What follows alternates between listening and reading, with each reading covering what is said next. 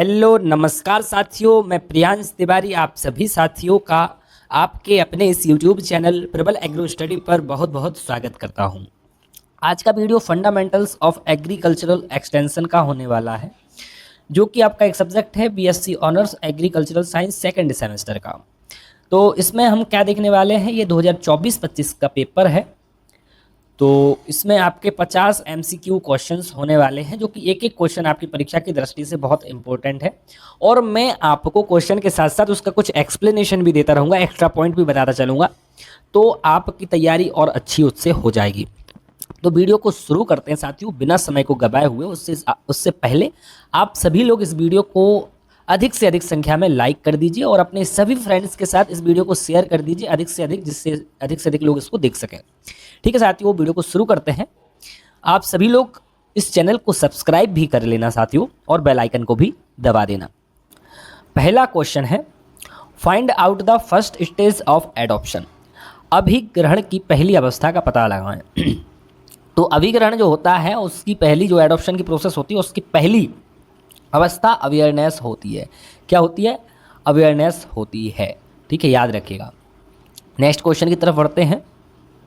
निम्नलिखित में से कौन सबसे पहले नए विचार को अपनाता है? सबसे पहले कोई अगर नई चीज़, नई टेक्नोलॉजी या नया विचार आया है, सबसे पहले कौन उसको अपनाएगा? चार ऑप्शन आपके सामने दिए गए हैं: early adapter, innovator, early majority या लैगार्ड्स। तो इसका सही आंसर जो होगा साथियों, वो होगा इनोवेटर, जो कि जिनको हम बोलते हैं नवाचारी या अग्रग्राही, जो कि सबसे पहले किसी भी टेक्नोलॉजी को अपनाते हैं, एडॉप्ट करते हैं। इसमें आपको एक चीज़ ये याद रखनी है, इसमें आपसे परसेंटेज में भी पूछ सकता है कि किसकी कितनी परसेंट होता है। तो जो इनोवेटर होते हैं वो केवल 2.5% ही होते हैं, जो कि टेक्नोलॉजी को या कोई भी विचार को, कोई भी चीज़ को सबसे पहले अपनाते हैं। मान के चलिए मार्केट में कोई नई मशीनरी आई, तो उस मशीनरी को केवल शुरुआत करने वाले 2.5% ही होंगे। तो जो इनोवेटर होते हैं वो उनकी संख्या केवल 2.5% ही होती है। अब हम बात करते हैं, इसके बाद आते हैं आपके अर्ली एडॉप्टर। अर्ली एडॉप्टर की टोटल संख्या जो होती है, जिसको हम शीघ्रग्राही बोलते हैं, उनकी होती है 13.5%, 13.5% होती है। तो फिर इसके बाद आते हैं अर्ली एडॉप्टर, जो कि इनोवेटर को देख करके कोई भी चीज़ को एडॉप्ट करते हैं। फिर उसके बाद आते हैं अर्ली मेजॉरिटी। अर्ली मेजॉरिटी में कितने रहते हैं? तो इसमें आपके रहते हैं साथियों 34%, ये होता है अप्रॉक्स 34% के समथिंग रहते हैं। और एक होता है लेट मेजॉरिटी। फिर इसके बाद आते हैं लेट मेजॉरिटी। तो जो लेट मेजॉरिटी है और अर्ली मेजॉरिटी है, इनमें सेम ही रहता है 34%। ये हो सके तो आप लिख लेना, ये आपके बहुत इंपॉर्टेंट है। ये अब मैं आपको कंसेप्ट बता रहा हूँ, एक क्वेश्चन में पूरा कंसेप्ट बता रहा हूँ। ठीक है, तो फिर उसके बाद आते हैं लैगार्ड्स, जो सबसे बाद में पिछड़े या विलंबग्राही होते हैं, जिनकी संख्या जो कि 16% होते हैं। तो ये मैं आपको एक्सटेंशन की भाषा में बता रहा हूँ कि किसका कितना परसेंट है। बाकी इसका सही उत्तर तो ऑप्शन बी ही है, और हमने इसका बहुत अच्छे तरीके से इसको देख लिया। यहाँ से क्वेश्चन बनेगा, जरूर बनेगा। शीघ्रग्राही सामाजिक व्यवस्था का प्रतिशत कितना है? तो अभी मैंने आपको बताया कि जो अर्ली एडॉप्टर हैं वो 13.5% होते हैं। ऑप्शन सी बिल्कुल सही हो जाएगा। तो जो 34.5 या 34% के समथिंग कौन थे, अगर आपसे पूछे तो थे आपके या तो अर्ली मेजॉरिटी या लेट मेजॉरिटी। तो 34% जो संख्या है वो मेजॉरिटी की है, अर्ली या लेट हो सकता है। 16% पे थे लैगार्ड्स, जो सबसे बाद में किया था। 2.5% में तो वही थे जो हमारे बोले तो जो पिछले क्वेश्चन में पूछा गया था।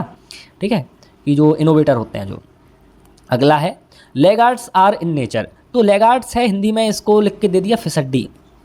तो ये किस प्रकार के नेचर के होते हैं? तो इसका उत्तर आपका साथियों चौथे का हो जाएगा ऑप्शन सी, ट्रेडिशनल यानी कि परंपरागत प्रकार के होते हैं। अगला है, पत्रकारिता के बारे में कौन सा कथन सत्य है? तो which statement is are correct about journalism. पांचवे का आपका ऑप्शन डी हो जाएगा। ये सभी जितने दिए गए हैं, ये सभी पत्रकारिता के बारे में सही कथन है। अगला है, ग्रामीण विकास का कौन सा एक सिद्धांत नहीं है? तो which is not a principle of rural development. तो रूरल डेवलपमेंट के जो प्रिंसिपल्स हैं उनमें से कौन सा नहीं है? एक है principle of access, principle of sustainability, principle of participation, एक है प्रिंसिपल ऑफ पीपल नीड्स। तो क्या हो जाएगा इसका साथियों? तो छठवें का आपका ऑप्शन ए हो जाएगा साथियों सही आंसर, कि इनमें से जो प्रिंसिपल है रूरल डेवलपमेंट का, वो प्रिंसिपल ऑफ एक्सेस नहीं होता है, बाकी सब ये होते हैं। Which one is the correct statement, कौन सा कथन सत्य है? तो TNV system funded by world bank. ठीक है, तो आपसे पूछा गया है कौन सा स्टेटमेंट करेक्ट है। तो 7वें का तो आपका ऑप्शन ए ही हो जाएगा। बाकी सब जो स्टेटमेंट दिए गए हैं ये आपके गलत दिए गए हैं। जो ट्राइसेम है, मैं आपको बता देता हूँ, जो ट्राइसेम है वो कब हुआ था, ये गलत दिया है, 1952 नहीं है इसका। इसका हो जाएगा ट्राइसेम का 1979, क्या 1979 में आया था ये। और KVK नॉन एज KGK नहीं, इसको हम नहीं बोलते, ये भी गलत है।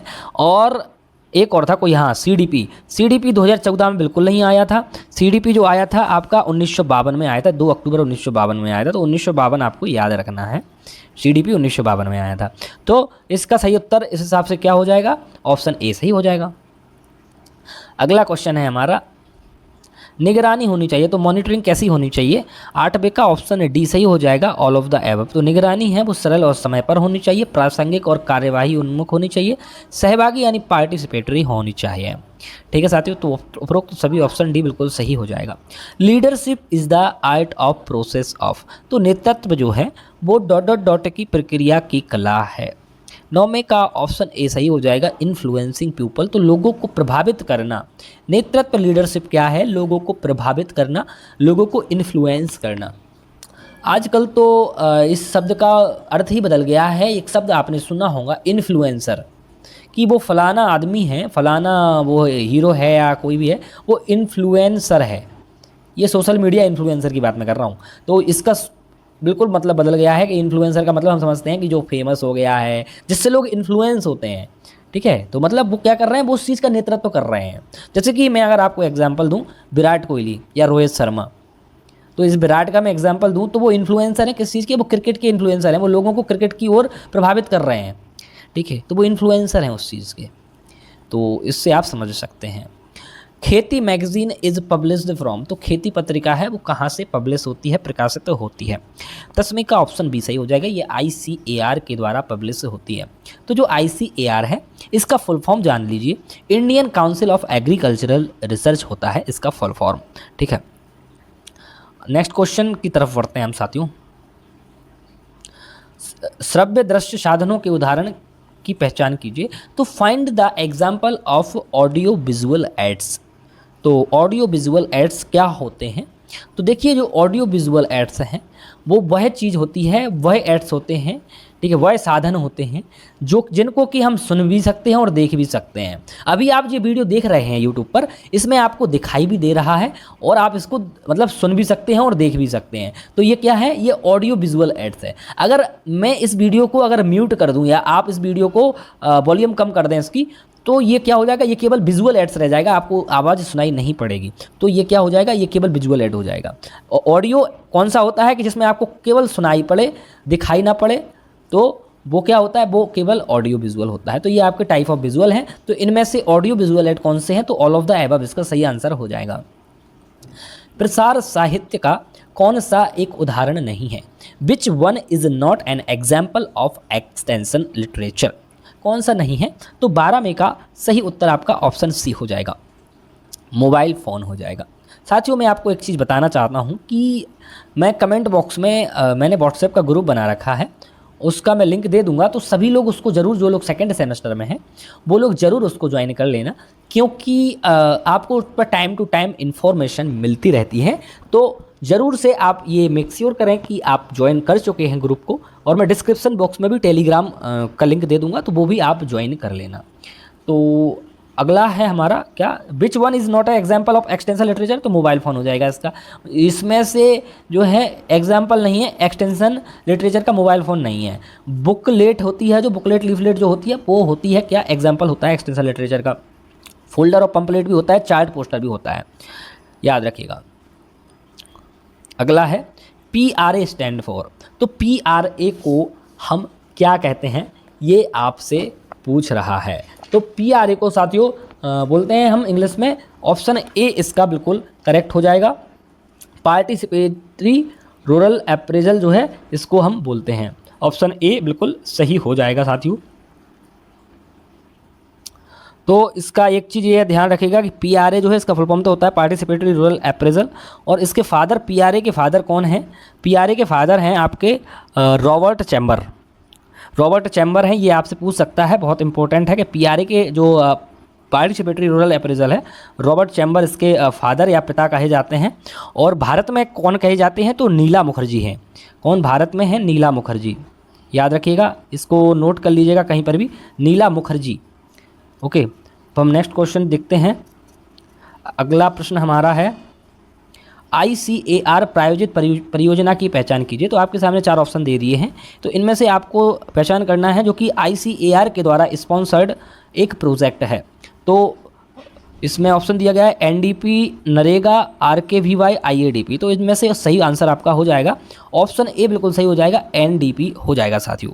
ठीक है साथियों, और जो NDP है इसका परफॉर्म होता है नेशनल डिमॉन्स्ट्रेशन प्रोजेक्ट, जिसको कि 1964 में लॉन्च किया गया था ICAR के द्वारा।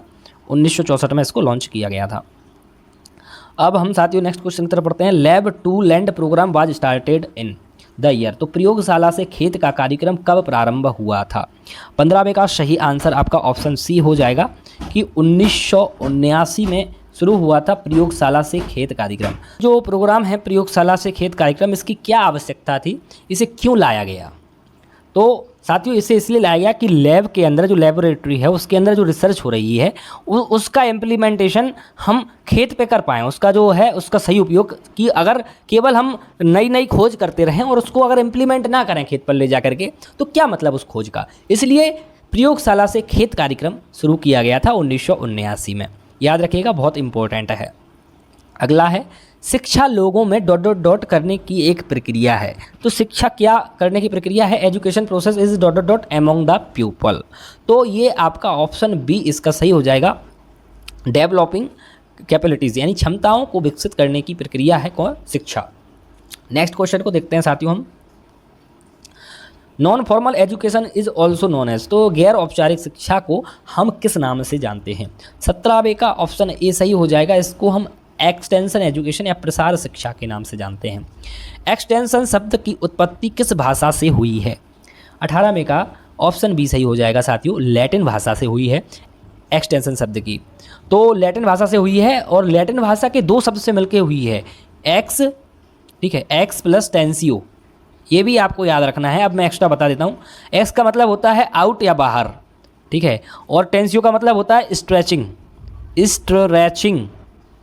ठीक है, स्ट्रेचिंग मतलब होता है खिंचाव। तो बाहर की ओर खिंचाव हो, इसका अर्थ होता है बाहर की ओर खिंचाव, ठीक है, आउटसाइड स्ट्रेचिंग, इसका मतलब होता है एक्सटेंशन का। तो इसको हम ये भी बोल सकते हैं एक्सटेंशन को कि ये स्कूल से बाहर की शिक्षा है, या इसको हम फील्ड पर सीखते हैं, करके सीखते हैं, मतलब लर्निंग बाय डूइंग इसके मेन जो प्रिंसिपल्स हैं। ठीक है, अगला है 19वां प्रश्न देखते हैं। Out of school system of education is true for which type of education. तो स्कूल या विद्यालयी शिक्षा के बाहर प्रदान की जाने वाली शिक्षा किस प्रकार की शिक्षा के लिए सत्य है। तो 19वें का ऑप्शन सी सही हो जाएगा, ये नॉन फॉर्मल एजुकेशन का उदाहरण है, गैर औपचारिक शिक्षा। अगला प्रश्न है, कृषि एवं लोगों की उत्पादकता बढ़ाना शिक्षा का अंतिम लक्ष्य है। To increase the productivity of people and agriculture is the ultimate goal of. तो 20वें का ऑप्शन डी सही हो जाएगा साथियों, क्या ऑप्शन डी एक्सटेंशन, प्रसार। अगला है, प्रसार शिक्षा लोगों हेतु ... के कार्य का निष्पादन करते हैं।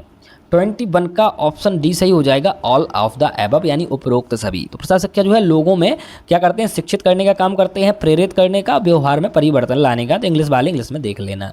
तो साथियों ये हो जाएगा आपका क्वेश्चन का ऑप्शन डी सही। तो अगला है, निम्नलिखित में से कौन एक प्रसार शिक्षा का सिद्धांत नहीं है। जो कौन सा है जो कि एक्सटेंशन एजुकेशन का एक प्रिंसिपल नहीं है। तो प्रिंसिपल ऑफ रेडीनेस नहीं है, या फिर principle of need and interest, Hindi वाले हिंदी में देखते रहिएगा, तत्परता का सिद्धांत, रुचियों और आवश्यकताओं का सिद्धांत, प्रतिभागिता का सिद्धांत, principal of participation, principle of self help, स्वयं सहायता का सिद्धांत। सही उत्तर है इसका कि कौन सा है जो कि प्रसार शिक्षा का सिद्धांत नहीं है। ऑप्शन ए सही हो जाएगा, प्रिंसिपल ऑफ रेडीनेस या तत्परता का सिद्धांत। ठीक है, अगला है, विच one is the scope of extension. प्रसार शिक्षा का कार्य क्षेत्र कौन सा है। 23 का ऑप्शन बी सही हो जाएगा साथियों। ऑप्शन बी की मार्केटिंग एंड डिस्ट्रीब्यूशन, विपणन एवं वितरण जो है वो प्रसार शिक्षक का कोई भी कार्यक्षेत्र या उसका स्कोप नहीं में आता है, उस और बाकी सब आते हैं, याद रखिएगा। अगला है प्रसार शिक्षा प्रक्रिया के संक्षिप्त नाम पहचान कीजिए। तो प्रसार शिक्षा की प्रक्रिया है उसके संक्षिप्त नाम जो है उसकी आपको फाइंड करना है उस चीज़ को। तो 24 का हो जाएगा साथियों। इसका सही उत्तर ऑप्शन सी है, सॉर्टर। अब ये सॉर्टर में आपसे कुछ पूछ सकता है कि इसका फुल फॉर्म क्या है, ये क्या है, वो क्या है। तो मैं आपको बता देता हूँ कि आप सुनते रहिएगा, अगर मैं ऐसे पूरा स्क्रीन पर ना आए लिखने पर। एस से होता है सिचुएशन, स्थिति बोल सकते हैं हिंदी में, सिचुएशन। ओ से होता है, मैं जो लिखते जाऊँ वो समझते चलिएगा। ओ से होता है ऑब्जेक्टिव। पहले हमें कोई भी चीज़ अगर हम जो है एक्सटेंशन एजुकेशन प्रोसेस में पहले हम सिचुएशन को समझते हैं, फिर उसके बाद उसके ऑब्जेक्टिव देखते हैं कि क्या उद्देश्य हो सकते हैं। फिर टी, ये इसकी ट्रैक होती है सॉर्टर। फिर टी से हो जाएगा क्या, टीचिंग, टीचिंग हो जाएगा, ठीक है। और ई से हो जाएगा क्या, ई से हो जाएगा इवेल्युएशन, ठीक है, इवैल्यूएशन। अब मैं यहाँ पर स्पेलिंग सही नहीं आ रहा है, बोलता जा रहा हूँ तो आप सुनते रहिएगा। बाद में क्या बचता है, बचता है आर। तो आर से क्या हो जाएगा वो भी मैं आपको बता देता हूँ, ठीक है, बहुत इंपॉर्टेंट है ना, कोई कुछ भी पूछ सकता है आपसे। तो आर से लास्ट में होता है रिकंसिडरेशन। क्या होता है, रिकंसिडरेशन। ओके, तो इसको याद रखिएगा, आपको एग्जाम तक याद रखना है। अगर पूछता है कि जो एक्सटेंशन एजुकेशन प्रोसेस है उसको सॉर्टर बोलते हैं, फुल फॉर्म भी मैंने आपको बता दिया है कि सॉर्टर में क्या क्या फुल फॉर्म होता है। Rabindranath Tagore was associated with, तो रविन्द्रनाथ टैगोर का संबंध किससे है। 25 का आपका हो जाएगा ऑप्शन डी, इनका संबंध श्री निकेतन प्रोजेक्ट से है। अगला है सेवाग्राम परियोजना संबंधित थी, तो किन से संबंधित थी, तो ये गांधी जी से संबंधित थी, याद रखिएगा। अगला है इटावा पायलट परियोजना वर्ष ... में प्रारंभ की गई थी। तो जो इटावा पायलट प्रोजेक्ट है, जो परियोजना है, वो कब शुरू की गई थी, ये आपसे पूछा जा रहा है। तो ये 1948 में शुरू की गई थी अल्बर्ट मेयर के द्वारा। आपसे थोड़ा सा क्वेश्चन अगर बदलेगा तो यही बदलेगा कि अल्बर्ट मेयर के द्वारा, किसके द्वारा, अल्बर्ट मेयर के द्वारा शुरू की गई थी क्या, जो इटावा पायलट प्रोजेक्ट परियोजना है वो अल्बर्ट मेयर जी के द्वारा जारी की गई थी। और एक चीज़ और है, एक परियोजना है आपका मार्थेंडम परियोजना या मार्थेंडम प्रोजेक्ट है, यह 1921 में स्पेंसर हैच के द्वारा जारी की गई थी। ये भी याद रखिएगा कि जो मार्थेंडम है बहुत इंपॉर्टेंट है, ये मार्थेंडम प्रोजेक्ट है वो किसके द्वारा, तो Spencer hatch, Spencer hatch short में लिख रहा हूँ मैं, स्पेंसर हैच के द्वारा की गई थी, 1921 में लागू की गई थी। तो ये भी इंपॉर्टेंट है, इसलिए मैंने आपको बता दिया। अगला क्वेश्चन की तरफ बढ़ता हूँ। अगला है Etawah pilot project is also known as, तो किस नाम से इटावा पायलट प्रोजेक्ट को हम जानते हैं। तो इसका सही आंसर 28 का आपका ऑप्शन सी हो जाएगा, एवरेज डिस्ट्रिक्ट प्लान के नाम से जानते हैं। अगला है farm science centre is also known as, प्रक्षेत्र विज्ञान केंद्र को इस नाम से भी जाना जाता है। 29 का ऑप्शन डी हो जाएगा क्या, कि इसको हम के भी जानते हैं, कि फार्म साइंस सेंटर FSC बोल सकते हैं शॉर्ट में, फार्म साइंस सेंटर को हम के नाम से भी जानते हैं। अगला है which one is the full form of NATP, तो NATP का फुल फॉर्म है तो ऑप्शन ए ही सही हो जाएगा, नेशनल एग्रीकल्चरल टेक्नोलॉजी प्रोजेक्ट, ठीक है, NATP हो जाएगा। HYVP वॉज स्टार्टेड इन, तो उच्च उपज प्रजातियों का कार्यक्रम कब शुरू हुआ था, ये आपसे पूछ रहा है। High yielding variety programme HYVP started in 1966, 1966 बिल्कुल करेक्ट आंसर इसका हो जाएगा। नेक्स्ट क्वेश्चन है full form of KVK is, तो KVK जो आप अभी तक देख रहे हैं, तो KVK का पूरा नाम क्या होता है। तो इसका साथियों सही उत्तर जो हो जाएगा वो तो हो जाएगा आपका कृषि विज्ञान केंद्र, कहाँ पर है, ऑप्शन सी में दिया गया है, कृषि विज्ञान केंद्र इसका बिल्कुल करेक्ट आंसर हो जाएगा। लेकिन जो KVK है, इससे आपसे पूछ सकता है कि पहला KVK कब स्थापित हुआ था और कहाँ स्थापित हुआ था। तो पहला जो KVK था वो 1974 में कहाँ पर हुआ था साथियों, तो एक जगह है पोंडुचेरी ऐसे कुछ करके जगह का नाम है, 1974 में हुई थी। तो ये इंपॉर्टेंट पॉइंट था तो आपको बता दिया हूँ मैं। ठीक है, नेक्स्ट क्वेश्चन पर बढ़ते हैं। National demonstration project related to, तो जो एनडीपी है वो किससे रिलेटेड है? राष्ट्रीय प्रदर्शन परियोजना।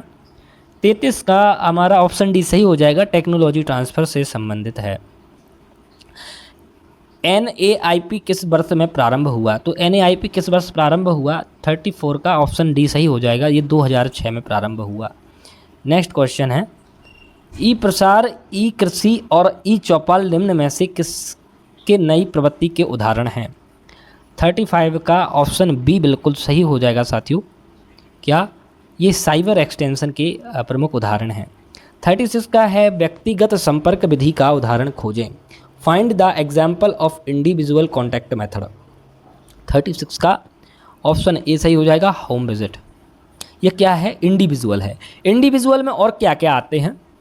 जैसे कि अगर आप किसी को फ़ोन कॉल करें तो वो भी इंडिविजुअल है, मतलब जिसमें आपकी और सामने वाले इंसान की पर्सनली बात हो रही है, उसको हम इंडिविजुअली बोलते हैं। अगर किसी ने मीटिंग बुला ली, उसमें 10 लोग बैठे हुए हैं, मतलब एक एक करके तो बात नहीं हो रही है कि भाई आपको जो भी चीज़ समझाई जा रही है सबको समझाई जा रही है, तो उसको बोलते हैं हम क्या? उसको हम बोलते हैं group method, group contact method. क्या? ग्रुप में मतलब कि ग्रुप हो सकता है आपका 20-30 लोगों तक, तो 20-30 लोगों तक होता है। अगर 100 से ज़्यादा लोग हैं, 100 से ज़्यादा लोग हैं तो उसको बोलते हैं मास मेथड। जैसे कि मास मेथड का उदाहरण क्या है? जैसे कि आपने टीवी देखा है, टीवी अभी आप जो वीडियो देख रहे हैं ना ये यूट्यूब पर मेरी, ये मास मेथड ही है। मैं आपको किसी को पर्सनली एक एक करके थोड़ी ना समझा रहा हूँ। मैं तो आप सभी के लिए 1000, 2000, 5000 व्यूज़ इस पर आएंगे तो 5000 स्टूडेंट्स इस पर आकर के पेपर सॉल्व देखेंगे, लेकिन मैं एक एक करके सभी को थोड़ी ना समझा रहा हूँ। मैं तो ये मास मेथड का इस्तेमाल कर रहा हूँ, ये ग्रुप मेथड भी नहीं है, ये मास मेथड है। और जो मास मेथड होता है इसमें जो है केवल जो है जो सोर्स है वहीं से इन्फॉर्मेशन मिलती है, और ये वन वे प्रोसेस होता है। वन वे यानी कि केवल एक तरफ से एक तरफा होता है। जैसे मैं बोल रहा हूँ तो आप थोड़ी ना बीच में बोल सकते हैं, अगर मैं लाइव नहीं हूँ, मैं रिकॉर्डेड कर रहा हूँ या फिर मैं बोल रहा हूँ आपकी बात नहीं सुन पा रहा हूँ, ठीक है? तो ये वन वे प्रोसेस होता है। समझ में आ गया होगा मैं क्या समझाने की कोशिश कर रहा हूँ। तो गृह भ्रमण इसका सही उत्तर हो जाएगा। समूह संपर्क विधि के उदाहरण खोजें, तो कौन कौन से उदाहरण है जो कि समूह या ग्रुप कॉन्टैक्ट मेथड है? तो आपको दिया गया है फार्म एयर होम विजिट, यह तो होगा ही नहीं क्योंकि हम पहले ही देख चुके हैं कि ये नहीं होगा। मेथड एंड रिजल्ट डिमॉन्स्ट्रेशन हो जाएगा, या मेला और टूर हो जाएगा, या ड्रामा एंड प्ले हो जाएगा। तो ये तो आपके मास मेथड है।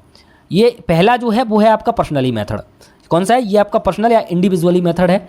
और दूसरा जो है ये आपका सही उत्तर होगा इसका जो पूछा गया है आपसे, ग्रुप मेथड वाला। और मेला और टूर जो होते हैं वो आपके होते हैं मास मेथड, ठीक है। और जो ड्रामा एंड प्ले है ये भी आपका मास मेथड के अंतर्गत आता है। नेक्स्ट क्वेश्चन देखते हैं हम। Which one is are the example of mass contact method? तो बृहद संपर्क विधि के उदाहरण कौन से होते हैं? रेडियो और टीवी होते हैं, फोल्क सॉन्ग होते हैं, या बोथ A&B, या फ्लैग मेथड, झंडा विधि। 38 का ऑप्शन सी हो जाएगा कि रेडियो और टीवी भी हैं और फोल्क सॉन्ग भी है, लोकगीतें भी हैं।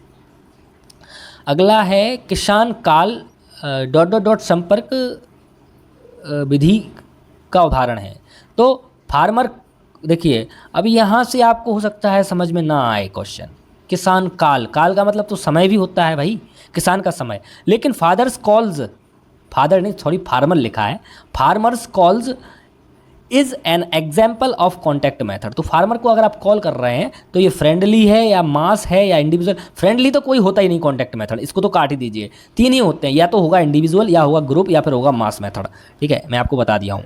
तो इसमें से जो सही उत्तर आपका हो जाएगा फार्मर वाला 39 का ऑप्शन सी हो जाएगा, ये इंडिविजुअल है। मैंने आपको ऐसा पहले भी बताया कि अगर हम कॉल करेंगे किसी को तो वो आपका इसी में आ जाएगा। विधि प्रदर्शन जो है किस सिद्धांत पर आधारित है? तो किसके सिद्धांत पर आधारित है विधि प्रदर्शन? 40 का ऑप्शन डी सही हो जाएगा, लर्निंग बाय डूइंग। तो जो आपका मेथड डेमोन्स्ट्रेशन है यह लर्निंग बाय डूइंग या कार्य करके सीखना पर आधारित होती है। अगला है farm publication are the example of. तो प्रक्षेत्र प्रकाश उदाहरण होते हैं। 41 का ऑप्शन ए बिल्कुल सही हो जाएगा, मास कॉन्टैक्ट मेथड के ये उदाहरण होते हैं। अगला है मोबाइल SMS, किसान apps and portal are the example of. तो मोबाइल SMS, किसान ऐप्स और पोर्टल उदाहरण है, तो किसके उदाहरण हैं? 42 का आपका हो जाएगा साथियों ऑप्शन ए बिल्कुल सही हो जाएगा, ये मास कॉन्टैक्ट मेथड है, बृहद संचार विधि है। क्या, बृहद। ऐसे मोबाइल पर सरकार एसएमएस भेजती है, आपने देखा होगा कि अगले 24 घंटे के लिए बहुत बड़ा मतलब वो अलर्ट जारी हो जाता है कि बारिश हो सकती है, तूफान आ सकता है। तो वो क्या है, वो मास मेथड ही है, एसएमएस करते हैं। किसान ऐप, कोई ऐप किसान का खोल दिया, जैसे बहुत सारे ऐप्स चलते हैं जिससे कि किसानों को इन्फॉर्मेशन दी जाती है, तो वो भी क्या है, बृहद संचार विधि है। और कोई पोर्टल है, वेबसाइट है, वो भी बृहद संचार का ये एक उदाहरण है। ठीक है, जैसे अगर आपसे यूट्यूब पूछ ले तो यूट्यूब क्या है, तो यूट्यूब भी एक मास मेथड है। मास मेथड यानी कि बृहद बृहद संचार विधि ही है। यूट्यूब हुआ, फेसबुक हुआ, जितने भी सोशल मीडिया प्लेटफॉर्म्स हैं सभी। अगर आप पर्सनली मैसेज कर रहे हैं किसी के अकाउंट पर तो वो पर्सनली में आ जाएगा। वैसे अगर डायरेक्टली आप अगर वीडियो डाल रहे हैं कुछ भी तो वो संचार उसमें आ जाता है। The word communication originate from word, तो संचार शब्द की उत्पत्ति शब्द से हुई है। तो किस शब्द से हुई है, 43 का ऑप्शन बी हो जाएगा, ये कम्युनिस्ट शब्द से हुई है। किस, कम्युनिस्ट शब्द से। संदेश को स्रोत से प्राप्तकर्ता तक स्थानांतरित करने को क्या कहा जाता है, message are transferred from source to receiver is called. तो 44वें का ऑप्शन सी सही हो जाएगा, इसको कम्युनिकेशन या संचार कहते हैं। देखिए, हम उस चीज़ को कभी संचार नहीं कहेंगे अगर आप उर्दू बोल रहे हैं और मुझे उर्दू नहीं आती है और आप मुझसे बोल रहे हैं, मैं सुन तो पा रहा हूँ लेकिन उसको समझ नहीं पा रहा हूँ, तो वो किसी प्रकार से उसको हम संचार नहीं कहेंगे। आपने अपनी बात मुझसे कही और मुझे समझ में आ गई, तो वही कहलाता है कम्युनिकेशन या संचार। अगर आपसे संचार की परिभाषा पूछे तो ये याद रखिएगा, बहुत इंपॉर्टेंट है कि संचार हम किसे कहते हैं कि प्राप्तकर्ता स्थानांतरित करने को कहा जाता है। संदेश को स्थानांतरित कब कहा जाएगा कि सेंडर, मैंने आपको मैसेज बता दिया, कब कहूँगा मैं आपको, अगर कोई मैसेज मुझे आपको देना है तो मैं कब मानूंगा कि मैंने मैसेज बता दिया, जबकि आपको समझ में आ जाएगा। अगर मैं मान के चलिए मैं बोल रहा हूँ आकर के क्या बोलते हैं इंग्लिश या फिर मराठी कुछ भी भाषा बोल रहा हूँ और आपको आती है केवल हिंदी, तो वो मैंने थोड़ी ना आपको कम्युनिकेशन किया, वो फिर कोई मतलब नहीं है, आपको समझ भी नहीं आएगा। तो वही चीज़ है होती है यहाँ पर कि कम्युनिकेशन उसी को कहते हैं कि सामने वाले को समझा रहे हो उसे समझ में आना चाहिए। Identify the Berlo model of communication, तो संचार के बर्लो मॉडल की पहचान कीजिए। तो संचार का जो बर्लो मॉडल है उसमें ऑप्शन सी सही हो जाएगा, सेम CDR। तो एस से होता है सेंडर, ई से होता है एनकोडर, एम से होता है मैसेज, सी से होता है चैनल, डी से होता है डिकोडर, आर से होता है रिसीवर या रिस्पॉन्स हो सकता है, रिसीवर या रिस्पॉन्स एक कुछ हो सकता है। तो सेम CDR जो है वो क्या है, आपका बर्लो मॉडल होता है, याद रखिएगा। आप इसको एक बार और रिपीट करके देख लीजिएगा इस क्वेश्चन को, अगर समझ में नहीं आया आपको कि मैंने फुल फॉर्म जो बताए हैं, एस से सेंडर, ई से इनकोडर, एम से मैसेज, सी से चैनल, डी से डिकोडर और आर से रिस्पॉन्स या रिसीवर। ओके, अगला है आपका 46वां कि find the synonyms of source in context of communication. संचार के संदर्भ में स्रोत के समानार्थी की पहचान कीजिए। स्रोत कौन होता है, देखिए आप ये वीडियो देख रहे हैं तो आप क्या कम्युनिकेशन कर रहे हैं मेरे साथ, किस मेथड से कर रहे हैं, मास मेथड से कम्युनिकेशन कर रहे हैं आप। मास मेथड यानी कि बृहद विधि से कर रहे हैं, ठीक है।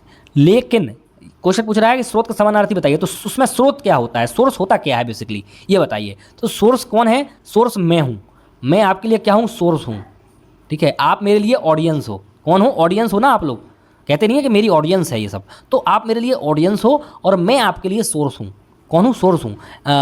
मैं ये भाषा बोल रहा हूँ किसकी, आपके सब्जेक्ट की, कि मैं कौन हूँ, मैं सोर्स हूँ, आप कौन हूँ, आप ऑडियंस हो, ठीक है। तो मुझसे मैं आपको कुछ ना कुछ नॉलेज ट्रांसफ़र या कुछ मैसेज दे रहा हूँ, तो वो आप तक पहुंच रहा है। इस प्रक्रिया को हम कम्युनिकेशन बोलते हैं। तो कम्युनिकेशन भी आपको समझ में आ चुका होगा, क्योंकि बहुत अच्छा बड़ी क्वेश्चन इसमें पूछा गया है, कम्युनिकेशन के बहुत क्वेश्चन पूछे गए हैं। इसका सही उत्तर 46 में का ऑप्शन हो जाएगा, option C, both A and B. तो जो समानार्थी हैं किसके, स्रोत के, तो प्रेषक यानी सेंडर, भेजने वाला, कोई मैसेज भेज रहा है वो। एक होता है कम्युनिकेशन जिसको संप्रेषक या संचारक बोलते हैं, तो दोनों सही हो जाएंगे आपके। अगला है noise is the barrier of communication, the statement is. तो शोर जो है संचार की बाधा है, यह कथन है। तो कैसा है, कभी कभी सच होता है, कभी कभी झूठ, असत्य असत्य। तो noise is the barrier of communication, the statement is. तो ये स्टेटमेंट बिल्कुल ट्रू है, ठीक है, अकॉर्डिंग टू मी ये बिल्कुल ट्रू है। अकॉर्डिंग मी क्या, ये ट्रू ही है, सत्य ही है 100%। कि अगर मान के चलिए मैं और आप बात कर रहे हैं, मैं और आप बहुत अच्छे तरीके से बात कर रहे हैं कि भाई कुछ किसी भी टॉपिक पर बात कर रहे हैं, हो सकता है एक दूसरे के हालचाल पूछ रहे हैं कि भाई तू कैसा है, मैं कैसा हूँ, ठीक है। मैं और आप आपस में बात कर रहे हैं, बीच में कोई चिल्लाने लगा, शोर करने लगा, तो वो क्या हो कर रहा है, वो बाधा ही तो कर रहा है, शोर मचा रहा है अगर, तो बाधा ही तो कर रहा है। तो ये बिल्कुल सत्य कथन है, समझ में आपको आ चुका होगा। नेक्स्ट क्वेश्चन है एन इनोवेशन इज एन, तो जो नवाचार है वो डॉट डॉट डॉट होता है, तो क्या होता है 48 का ऑप्शन ए सही हो जाएगा कि नवाचार या इनोवेशन किसी भी चीज़ का आइडिया हो सकता है, प्रैक्टिस हो सकती है या ऑब्जेक्ट हो सकता है, याद रखिएगा। नेक्स्ट क्वेश्चन है हमारा सेकंड लास्ट क्वेश्चन, इनमें से कौन सा नवाचार की कथित विशेषता नहीं है, कौन सी है जो कि कथित तौर पर विशेषता नहीं है। 49 का आपका ऑप्शन बी हो जाएगा, सेल्फ हेल्प जो है स्वयं सहायता है वो नवाचार का विशेषता नहीं है, बाकी सब जो दिए गए हैं वो आपकी विशेषताएं हैं। और आपका ये लास्ट क्वेश्चन है साथियों, विसरण एक प्रकार का संचार है यह कथन है, तो यह सत्य है, सत्य क्या है बताइए। तो विसरण जो है ये आपका इसका जो सही उत्तर हो जाएगा ऑप्शन बी, ये स्टेटमेंट जो है बिल्कुल सत्य है कि विसरण या डिफ्यूज़न एक प्रकार का कम्युनिकेशन का एक मेथड है, टाइप है, एक प्रकार है। ठीक है, समझ में आ चुका होगा साथियों। आज का वीडियो कैसा लगा आपको कमेंट करके बताइएगा। मैंने बहुत सी चीज़ें आपको समझाने का प्रयास किया हूँ कम से कम समय में, और अधिक से अधिक जो इम्पोर्टेंट चीज़ें हैं वो मैंने बताने का प्रयास किया है। अगर आप अभी तक भी इस चैनल को सब्सक्राइब नहीं किए हैं तो मैं आपको बता देता हूं कि सब्सक्राइब जरूर कर लेना साथियों, क्योंकि आपको टाइम टू टाइम जो है वीडियोस का नोटिफिकेशन मिलता रहे। बेल आइकन को भी प्रेस कर लेना कि टाइम टू टाइम आपको बेल आइकन उसका जो नोटिफिकेशन है वो मिलता रहे और आप समय से वीडियो को देख पाएँ और अपने एग्जाम में अच्छा कर पाएँ। ठीक है साथियों, मिलते हैं अगली वीडियो में, तब तक के लिए आप लोग अपना ख्याल रखिएगा और अच्छे से अपनी तैयारी को करते रहिएगा। ठीक है साथियों, मिलते हैं अगली वीडियो में, तब तक के लिए जय हिंद जय भारत।